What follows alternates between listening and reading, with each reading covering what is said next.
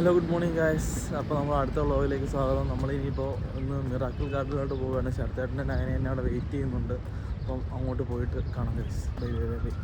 Hello guys, അങ്ങനെ miracle garden കാണാൻ വന്നു ഗൈസ്. അപ്പോൾ ഒരിടത്ത് ക്യൂ നിന്നപ്പോഴത്തേക്കും അടുത്ത സ്ഥലത്ത് പോകാൻ പറഞ്ഞു ഗൈസ്.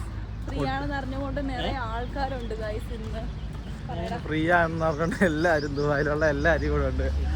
ഒരു 2-2.5 മണിക്കൂർ നിൽക്കാനുള്ള ക്യൂ ഉണ്ട് ഇവിടെ.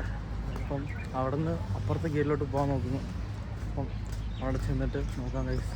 ബൈ അതെനിക്കറിയാം, ടിക്കറ്റ് കളിക്കണ്ട ഗൈസ്. അങ്ങനെ ക്യൂ നിന്ന് നമുക്ക് ഫ്രീ ടിക്കറ്റ് എല്ലാം കിട്ടി. ഞാനേടാ ചേട്ടനും ശരത്തേട്ടനും ഉണ്ണിക്കുട്ടിനല്ല പാർക്കിംഗ് തിരക്കി പോയി ഗൈസ്.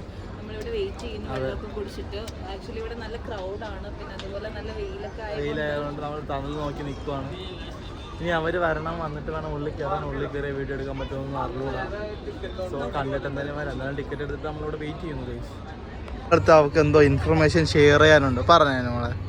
അതായത് ഈ മിറാക്കിൾ ഗാർഡനിലെ ഓരോ ചെടിയും വളരുന്നത് അതിന്റെ ഒറിജിൻ സ്ഥലത്തു നിന്നുള്ള മണ്ണ് കൊണ്ടാണ്.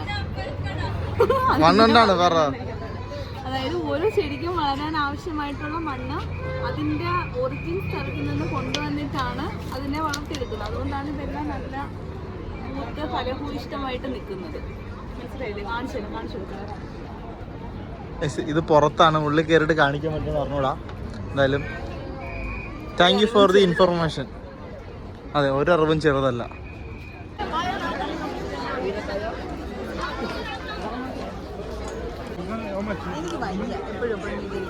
അതല്ല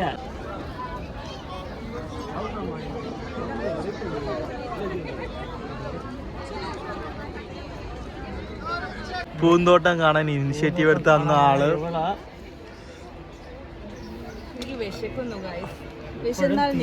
നിങ്ങളല്ല, ഇവക്ക് നടന്ന് മടുത്തു. സത്യം പറഞ്ഞാൽ നടന്ന് എല്ലാരും മടുത്തു. ബാക്കിയാണ്ടെ ഞാൻ മടുത്തില്ല സുഹൃത്തുക്കളെ, ഞാൻ മടുത്തിട്ടില്ല.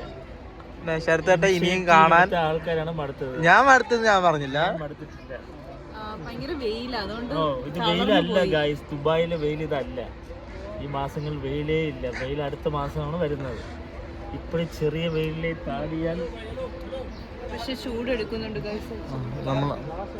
നമ്മളിവിടെ ഇരുന്നപ്പോ സെക്യൂരിറ്റി വന്ന് പുറത്തു പോകാൻ ആൾക്കാർ ഫോട്ടോ എടുക്കുന്നതൊക്കെ എടുത്ത് ഞാൻ വീഡിയോ എടുക്കുന്നേ. പേടിയുണ്ടോ അടി?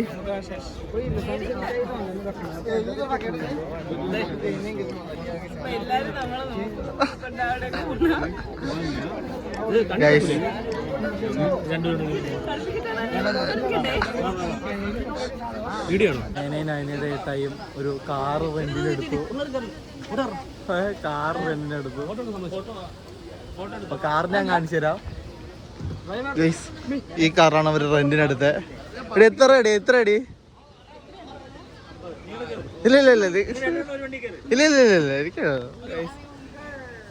ടൈം ഞാൻ വണ്ടി റെന്റിനെടുത്തു. അവസാനം വണ്ടിയുടെ മോഡലൊന്നുമില്ല, പക്ഷെ റെന്റിനെടുത്തു. ടാറ്റാ.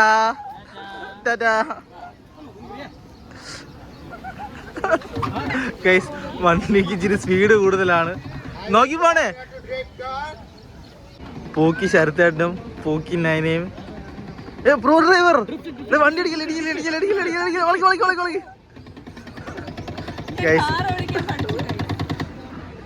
അങ്ങനെ അവർ തിരിച്ചെത്തിയിരിക്കുകയാണ് മണിക്കൂറുകളുടെ ശേഷം. സ്പീഡ് കൂടുതലാണേ, പേ പോണേ. ഡ്രൈവിംഗ് എക്സ്പീരിയൻസ് കൊള്ളാം, കുഴപ്പമില്ല. ആക്ച്വലി ഇത് 50 ദിർഹംസ് ആണ്. 50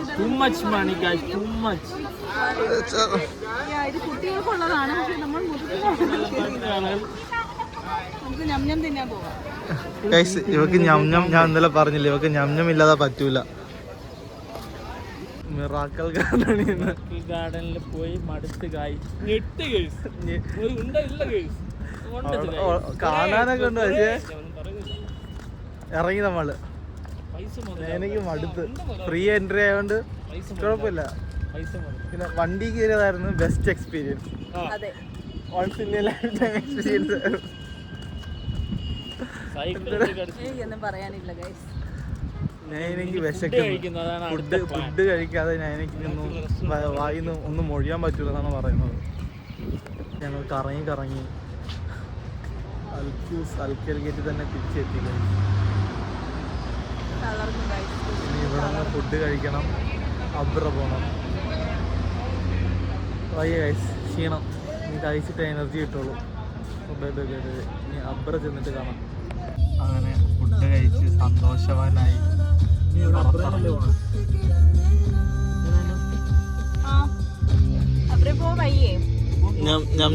കിട്ടിയപ്പോ എങ്ങനെയുണ്ട്? ഹാപ്പിയായി, വയറ് വീത്തപ്പോ സന്തോഷമായി. ഞാനൊരു ബിരിയാണിയും ചായയും പഴംപൊരിയും കഴിച്ചു.